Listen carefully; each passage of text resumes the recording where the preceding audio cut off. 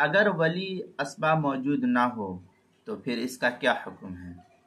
چنانچہ اگر لڑکی کا کوئی اسباب رشتہ دار موجود نہ ہو تو نکاح کی ولایت اس کی ماں کو حاصل ہوگی۔ ماں نہ ہو تو دادی کو، اور دادی بھی نہ ہو تو نانی کو ولایت حاصل ہوگی۔ اس طریقے سے جو بھی رشتہ دار ہوں گے انہی کو پھر اس طریقے سے ولایت حاصل ہوگی لڑکی کے سلسلے میں۔